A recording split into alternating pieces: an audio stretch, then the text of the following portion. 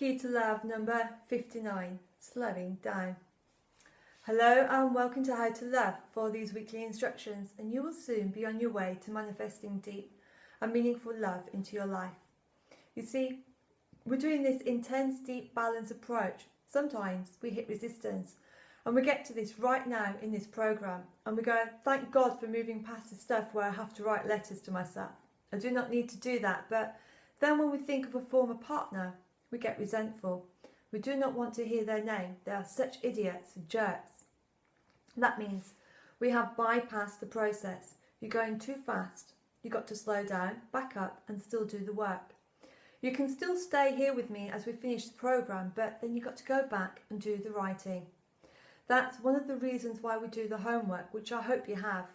I know sometimes we just want to skip to the end, to the juicy part. It's like people who skip foreplay and go straight to the sex. Yes, sex can be great, but it can be so much better if the foreplay is elongated. By the end of this program, it will be so much more meaningful, more powerful and deeper if you do all of the work that we have been talking about. Hi, I'm Selina Stone, a Master Life Coach, and I will be presenting to you each week with a new key that opens the door to love. These wisdoms and teachings that I'm sharing with you were passed on to me by my mentor and teacher, David Essel, who has over 30 years experience and a high success rate amongst his clients. So, between now and our next session, I want you to go deep and really look at this question. And every day for the next 7 days following these 3 steps, this is what I want you to do. Step 1. Write down this question and think about it. Slowing down. How do we slow down?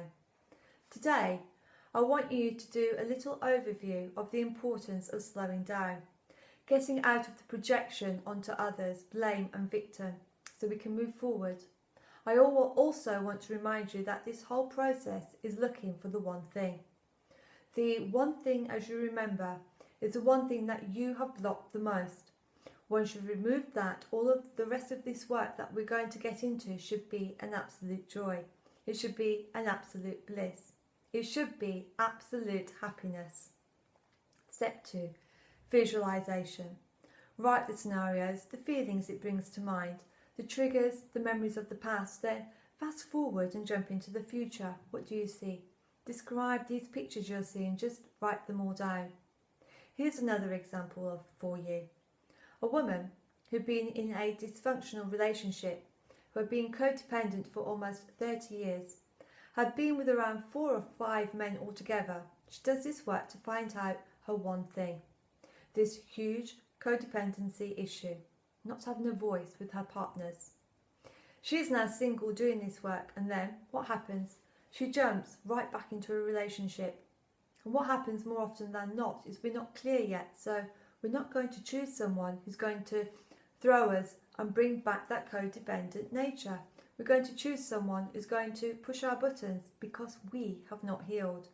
If we had, we would not jump back into a relationship when we are afraid to have a voice, to be honest. We would not do it. We might start a relationship like this, but 2 weeks later we're gone. You'd be okay. You'd remember the 27 years or so you were treated like this, and you'd just go, nice to meet you, I'm gone. But in this woman's case, she ended up getting too excited, did not complete all the work. She just wanted to be loved, and I understand that, but that's a trap. Step 3, repetition. Write and rewrite your answers. Look at this question every day over the next week. What does this statement mean to you? What is its meaning in your life? Slow down. Remember, if you do not do the removal and get on solid ground, you're going to go back to your old behaviours. Do not bypass. If you know you've still got work to do to get rid of your codependency behaviours, do the pattern writing on your past relationships, to forgive your parents, whatever it may be. Just go back and do the work.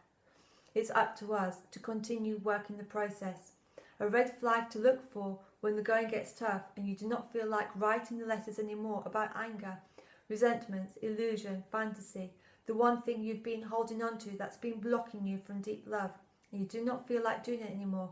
You just want to be loved. You just want to love someone. That's a trap. We've got this far. and we're getting into the cool stuff about manifesting and nurturing and all that kind of stuff. But in the back of your mind, you still have resentments against your mum, your dad, or someone you were intimate with. We've got to slow down, go back and keep doing the removal work. Now, I want you to stay with me as we go through this program. You can go back and continue to do the work yourself. Well, that's all we have time for today. I look forward to you all tuning in again next week. In the meantime, please subscribe to my YouTube channel and you'll be notified when the next session is aired. Together, we can stay on track to creating a deep and meaningful love into your life, and that's the reason I'm here. And if you feel you'd like me to personally coach, inspire and motivate you, then please feel free to contact me via my website, selinastone.com. Until next week, as always, be lucky.